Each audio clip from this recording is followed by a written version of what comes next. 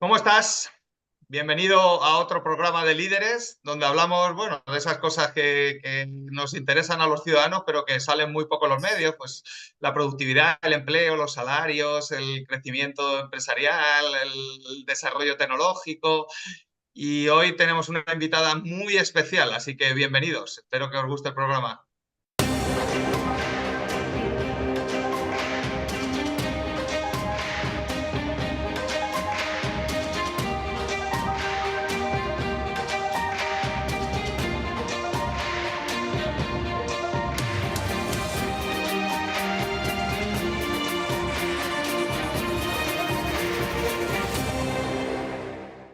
Bueno, pues hoy ya hemos tenido a gente muy influyente. Hoy tenemos a una de las personas más influyentes del mundo y para mí es muy especial la entrevista porque además es muy amiga mía y la respeto intelectualmente y humanamente. Y tenemos a Rebeca Grispan con nosotros. Bienvenida, Rebeca.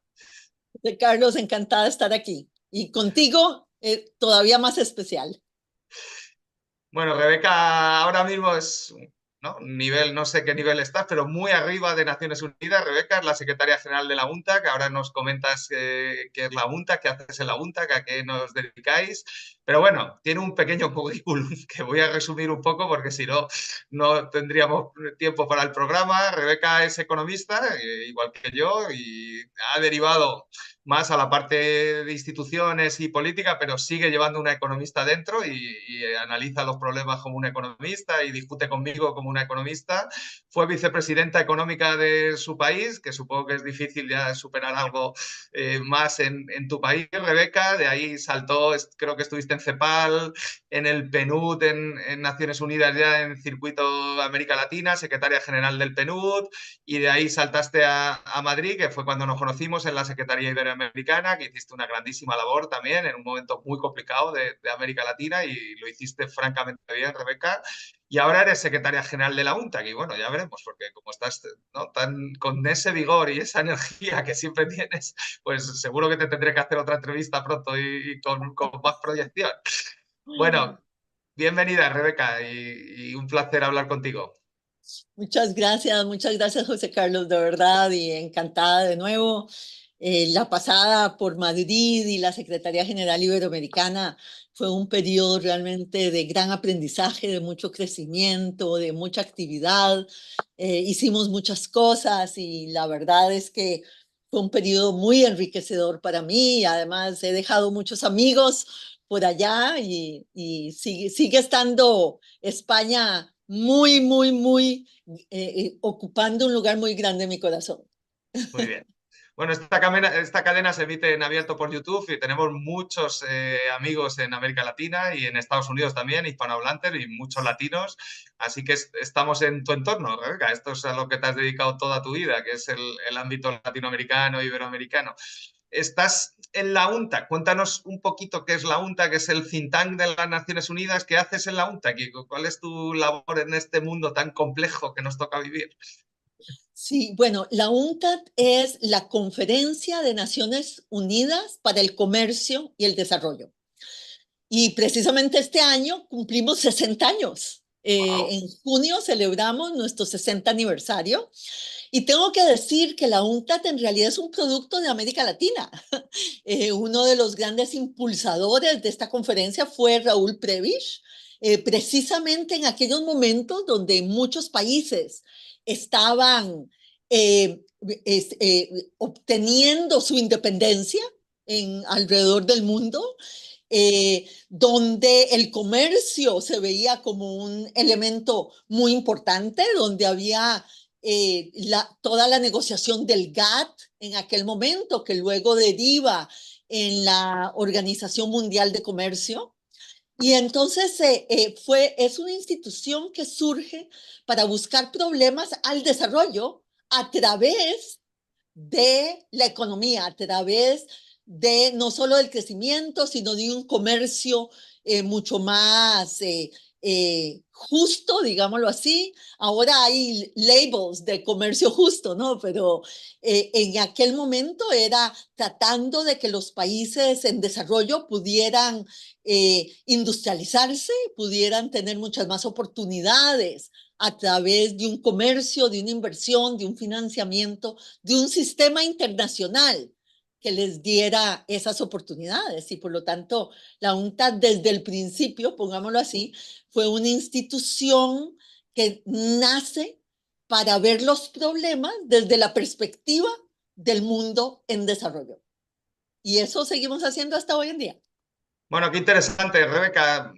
Tú has sido una observadora privilegiada de esta transformación de esto que ahora se llama hiperglobalización, de un periodo desde los 80 de fuerte apertura comercial, de fuerte incremento de las inversiones, de los flujos financieros, desarrollo tecnológico, inteligencia artificial y dos incorporaciones como China y la India, de dos países tan grandes y tan potentes, todo Asia.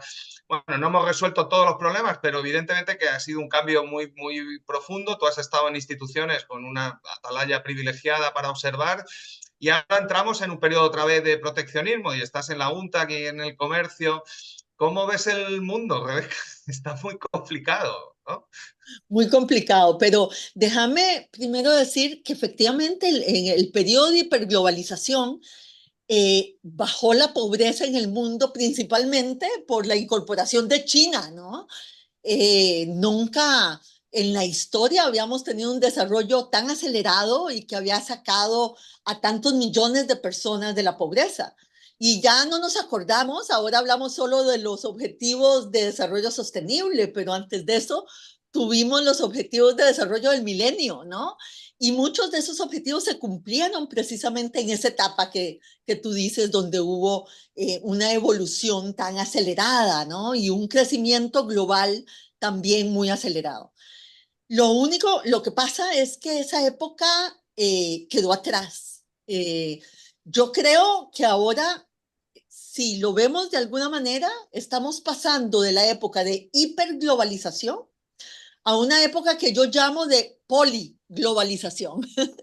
Igual que este mundo es más multipolar, ya no es unipolar como lo tuvimos durante ese periodo, es un mundo multipolar. También en el comercio, en la inversión, en el desarrollo, tenemos varios polos, tenemos una proliferación, digámoslo así, de lugares que comienzan a emerger, los emerging markets o los que se llaman los mercados emergentes, un ejemplo de ello.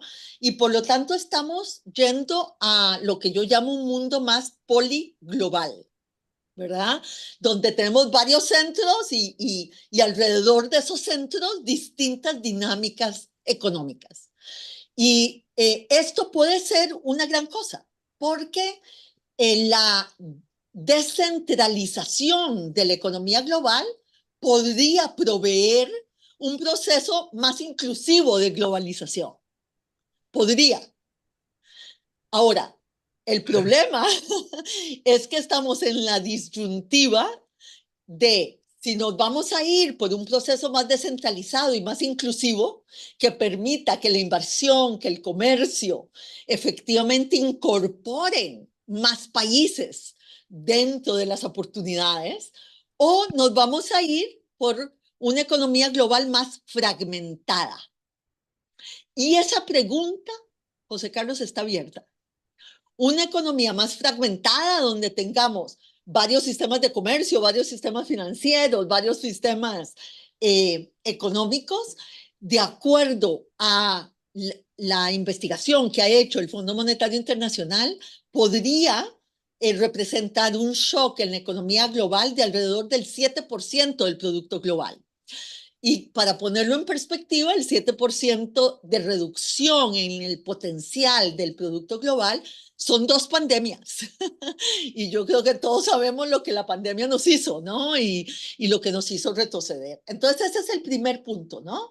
Nos vamos a ir por un mundo más multipolar, más poliglobal, pero un mundo de cooperación y de multilateralismo, o nos vamos a ir por un mundo más fragmentado, más dividido más enfrentado y en ese sentido con sistemas económicos que no son globales, sino que van a ser competitivos, ¿no? Y por supuesto que nuestra preferencia es obvia, pero no todos los instrumentos van a depender de nuestra voluntad, ¿no? Vamos a tener que convencer, vamos a tener que innovar para poder navegar mejor en este mundo nuevo, ¿no? Que se nos presenta después de la pandemia, porque yo creo que todos somos muy conscientes de que la mayoría de los países del mundo no se han recuperado, ¿no? Tuvimos la pandemia, tenemos el impacto del cambio climático, tenemos el impacto de lo que fue, lo que nosotros llamamos la crisis del costo de vida, que coincide y se exacerba con la guerra en Ucrania. Ahora tenemos al comercio marítimo con disrupciones, no solo en el Mar Negro, sino también en el Mar Rojo, con un problema en el Canal de Panamá por el cambio climático. Entonces, tenemos lo que nosotros llamamos las crisis en cascada, para las cuales los países más pequeños y medianos no tienen el sistema de protección y de seguridad económica que tienen los países ricos o los países grandes. Pero yo, no sé tu percepción, Rebeca, pero yo desde que estudio economía, desde el año 91, siempre ha habido crisis, ¿no? O sea, sobrevaloramos las recientes, porque claro, son más próximas, ¿no? El ser humano para protegerse y ser feliz olvida las cosas malas del pasado. Pero bueno, siempre hemos estado en un proceso de cambio y de crisis. Tú eres y es lo que más me gusta de ti, Rebeca, una persona pragmática porque siempre has estado en la gestión de las crisis y de los problemas, ¿no? Empezaste gestionando una crisis en tu país y has estado gestionando también la bonanza y las cosas buenas de la reducción de pobreza. Pero ¿cómo se gestiona ese mundo? O sea, hay una revolución tecnológica sin precedentes en mitad del siglo XVIII, desarrollamos la máquina de vapor, la energía, varias cadenas tecnológicas y China y la India se quedan fuera, atrasadas, y Europa y Occidente explotan, ¿no? Y más o menos ha habido dos periodos con dos líderes, uno Inglaterra y otro en los Estados Unidos de América, y ahora vamos a un mundo no solo multipolar, Rebeca, también multicultural. Nosotros decimos que la era moderna empieza cuando Colón descubrió América y ya, y los chinos, ¿qué les importará eso? Si ellos tenían su edad ya moderna anterior. O sea que, y que todo empezó con el año cero cuando nació Jesucristo y los chinos son de Confucio, ¿no? O sea, quiero decir, tú estás en una visión, en Occidente tenemos una visión muy sesgada de lo que pensamos que es la realidad y ellos tienen otra visión sesgada de otra realidad, ¿no? Entonces, ¿cómo se gestiona eso, Rebeca? Tú, como, con una visión pragmática y política de gestión de cómo salimos del conflicto para ir a una solución no óptima, pero de mínimo malestar. No, vamos a ver, yo creo que si todos eh, eh, pensáramos inclusive solo en nuestro interés egoísta, deberíamos ir a un mundo de mayor cooperación, no de mayor enfrentamiento, aún desde un punto de vista de intereses nacionales, digamos, si viéramos el largo plazo, si viéramos el largo plazo.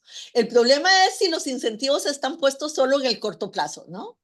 Y ahí hay la primera tensión, ¿no? Si vamos a ver más hacia adelante o si el corto plazo va a determinar esa sucesión de cortos plazos que no nos da un largo plazo estable, digamos, si eso es lo que va a predominar en la toma de decisiones. Pero déjame decir una cosa que me pareció muy importante de lo que dices en términos de las crisis. De todas las crisis siempre se sale. No hay una crisis que sea permanente, ¿no? La discusión realmente es con cuánto costo sales de la crisis, ¿no? Con cuánto costo humano sales de la crisis. Y realmente yo lo que veo en nuestra posición o en nuestra contribución es tratar de salir de la crisis con el menor costo humano posible, porque ese costo humano nunca se recupera, ¿no? Cuando nosotros estuvimos en la crisis de los 80, la crisis de la deuda de América Latina, la década perdida, ¿no? Recuperamos los flujos económicos en alrededor de una década, pero los indicadores sociales los recuperamos 20 años después. Yeah. 20 años después. Los niños y los jóvenes que nacieron en el medio de la crisis nunca tuvieron una vida de oportunidades, ¿no? Y de eso es de lo que estamos hablando aquí. No estamos hablando de que vamos a estar en crisis permanente, estamos hablando de aminorar el costo humano de la crisis y de que el mundo tenga los instrumentos para poder tener esa base de protección universal que en momentos de shocks que no tienen que ver con una decisión que tú tomaste, ¿no? Porque la mayoría de los países que entraron en crisis en la pandemia y que no pudieron salir de ella o del cambio climático no es porque hicieron algo malo, ¿cierto? Es porque como países tenían menos instrumentos para poder gestionarla, ¿no? Igual que son los que reciben pues un impacto muy fuerte del cambio climático. Entonces, digamos, desde mi perspectiva, aquí lo que tenemos que empujar es no solo un mundo, como bien decías, porque yo estoy de acuerdo, de mayor cooperación y solidaridad, porque eso fue lo que nos hizo fuertes durante todo ese periodo de hiperinflación, donde hubo más cooperación, lo que llaman los 70 años de la Pax Americana, ¿no? No porque no había sufrimiento, sino porque efectivamente tuvimos algunos instrumentos que fueron desarrollados en el momento apropiado para poder dar una base de mayor protección, apoyo en los momentos necesarios. Hoy en día lo que estamos diciendo es que esos instrumentos ya no alcanzan. Tenemos que repensar cómo podemos recrear un sistema económico internacional que vuelva a abrir las oportunidades. Y esto hoy es más importante que nunca porque lo que vemos, digamos, en el panorama es una debilidad de la inversión y una debilidad en el comercio. Y bueno, la inversión y el comercio los países en desarrollo necesitan para salir adelante, ¿no? Si tenemos indicadores débiles, por lo menos yendo a estos países, ¿no?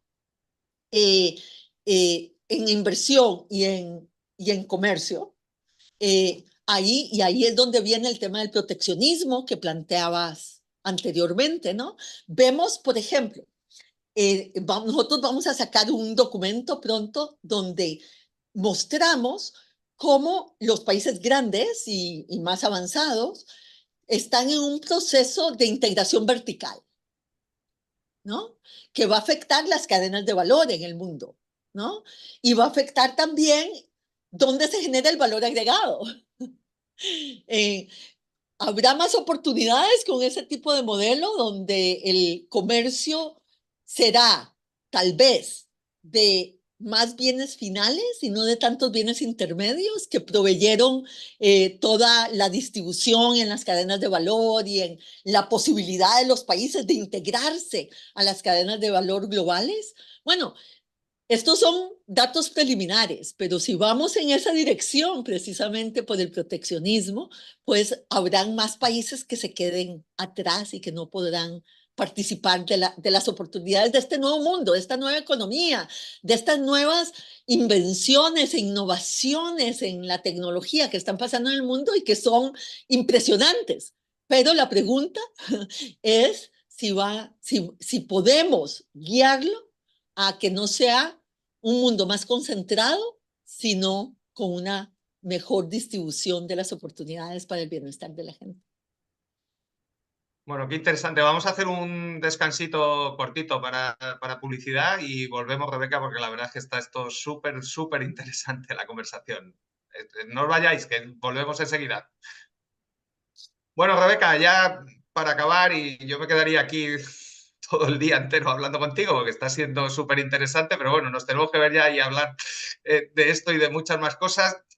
Nuestros telespectadores son latinos. El mundo está muy complicado, pero nosotros somos latinos, incluyendo a los hispanohablantes y los latinos de América Latina, de Estados Unidos, América Latina, España.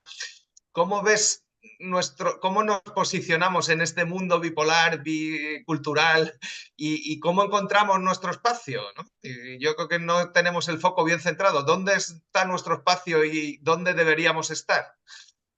Bueno, América Latina tiene una gran posibilidad ahora, especialmente yo diría, por un lado el sur tiene la posibilidad de la transición energética y de tener reservas de minerales críticos para la transición energética que podrían ser una gran oportunidad.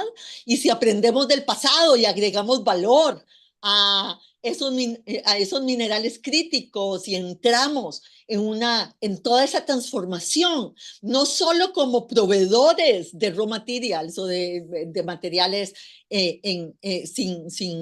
sin procesar, sino como parte de los que vamos a generar una nueva economía con una matriz energética mucho más de renovables y mucho más sostenible. Yo creo que tenemos una gran oportunidad. Y también hemos visto que hay una oportunidad para los países del norte, más cerca de Estados Unidos, porque hay un proceso de nearshoring que ha beneficiado a México, por ejemplo, y donde vemos que eso también podría proveer, digamos, oportunidades para el futuro, si hacemos lo que hay que hacer, ¿no? Y parte de lo que hay que hacer es que el tema de la innovación, de las nuevas tecnologías, de la educación de calidad, en nuestros países, de gobiernos competentes, ¿no? Que puedan tener una conversación con el sector privado, donde el tema de infraestructura volverá a estar sobre la mesa en nuestro continente. Nosotros somos un continente que hemos subinvertido en infraestructura y eso tiene que cambiar para poder efectivamente entrar con mayor vigor, digamos, en esta nueva etapa. Así que yo veo América Latina todavía en un momento en que puede salir de su trampa de ingreso medio, donde a Brasil y a México no les está yendo mal, dentro de un panorama internacional que no es excesivamente dinámico y por lo tanto uno ve sus números y le parece que lo están haciendo, que están creciendo a un ritmo por encima del promedio internacional. Brasil en este momento dirigiendo el G20 y por lo tanto poniendo de nuevo a la región en el mapa internacional. Así que yo veo muchas oportunidades en nuestra región, como siempre las ha habido. Entonces, el principal mensaje en esto es si vamos a procurar mayor integración que nos ayudaría a navegar mejor este mundo, porque este no es un mundo para andar solo, y por tanto, si lográramos, si hiciéramos un mayor esfuerzo en esa dirección, creo que la región puede poner todas estas capacidades y oportunidades que vemos para una era de mayor crecimiento, de mayor sostenibilidad, porque ahora hay que hacerlo y de mayor inclusión. Bueno, pues así acabamos. La verdad es que ha sido una entrevista deliciosa, como siempre, Rebeca. No cambies nunca, necesitamos muchas Rebecas, ojalá pudiéramos clonarte, necesitamos lideresas con esa energía y esa visión y esa claridad en un mundo tan complejo. Y coincido contigo, el mensaje es de gran oportunidad. Como decía el gran Herodoto, tu estado de ánimo es tu destino. El reto de América Latina es la industrialización para que haya no solo más empleo, sino mejores salarios y menos desigualdad. Yo creo que ese es el gran reto de esta transición para nuestra tierra y para América Latina. Muchísimas gracias, te veo fantástica, Rebeca, y ya sabes que donde vayas y donde tengas un reto y me necesites, grita porque da gusto ir contigo y seguirte a donde vayas. Mil gracias, José Carlos. Ha sido un placer, como siempre. Gracias a todos y nos veremos en otro programa de líderes. No sé si con tanto nivel, pero lo intentaremos. Vamos a seguir trayendo grandes lideresas y líderes a este programa.